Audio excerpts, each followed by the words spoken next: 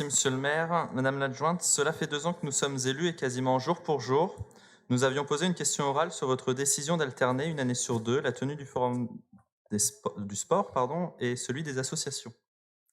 Loin d'être inutile comme vous aviez pu le sous-entendre, nos questions avaient permis d'obtenir 2 engagements de votre part, un travail et une consultation avec les associations, un débat et un vote en conseil municipal pour l'organisation des forums sur l'année 2022, puisque votre décision était arrêtée pour les années 2020 et 2021. Sur le premier point, nous laissons les associations juger par elles-mêmes de la tenue et de la qualité de la concertation.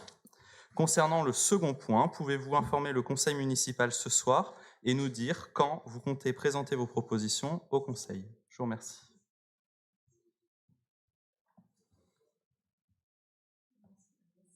Question. Votre question, j'ai envie de dire, tombe à pic. En octobre 2021, nous avions avec Yannick Vigignol effectivement procédé à ces rencontres. Nous avons invité sur 3 temps l'ensemble des associations sur le quartier de Saint-Jacques, le Clancher et à la maison des Richepin pour justement échanger sur divers sujets. Et la question, bien évidemment, sur le forum est bien évidemment remontée.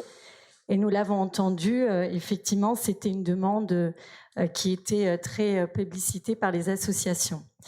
Donc, suite à ça, nous avons bien évidemment entendu le message et nous sommes concertés avec Madame Rougerie, les services de la DSL, avec la DAVA, pour faire des propositions sous une forme d'enquête auprès des associations. Nous avons donc, pour aussi optimiser les coûts, parce que, comme vous le savez, le Forum des sports contient 80 associations, celui des associations en moyenne, chaque année, c'est 300. 300 plus 80, ça fait 380 sur l'espace Place de Jaude. C'est difficile de cohabiter tous ensemble. Donc la proposition qui nous avait été, qu'on avait proposée aux associations, c'était de le faire tous les ans, mais une année le vendredi après-midi et en soirée, et l'autre année le samedi. Donc, c'est un mailing qui a été envoyé à 4000 associations. Il a été redoublé d'ailleurs avec la Gazette, puisque nous envoyons tous les mois une Gazette qui a été mise en place pendant le confinement aux associations avec les partenariats, le CREFAD, la FAD et la CRES, sur des propositions aussi de formation auprès des associations et des temps d'information. Et donc, nous l'avions donc redoublé cette enquête et nous avons, à l'issue de cette enquête, reçu 248 réponses. Sur les 248 réponses, nous avons eu 105 qui étaient défavorables à cette proposition, 106 qui étaient favorables, 105 qui étaient favorables à cette proposition, 106 défavorables et 37 qui avaient pas d'avis, qui étaient peut-être. Donc effectivement, constatant que près des 50% d'associations n'étaient pas favorables à cette proposition, nous avons donc décidé pour 2022 de ne pas réaliser donc le forum des associations, mais il a bien évidemment été tenu le forum des sports. Donc suite à ça, nous avons quand même fait remonter au maire en disant effectivement, il y a quand même des associations qui veulent continuer et l'on le comprend. Nous avons vécu 2 années en confinement où les associations n'ont pas eu d'activité.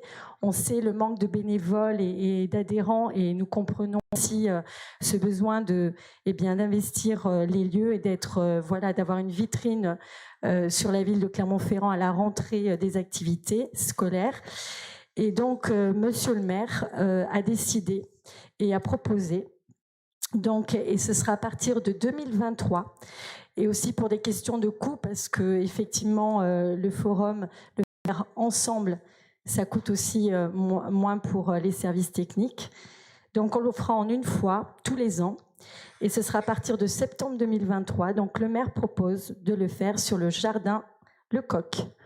Donc les associations seront informées. Donc je l'annonce en primo parce que voilà, la décision a été ça a été un souhait de monsieur le maire. Donc voilà, on va l'annoncer aux associations.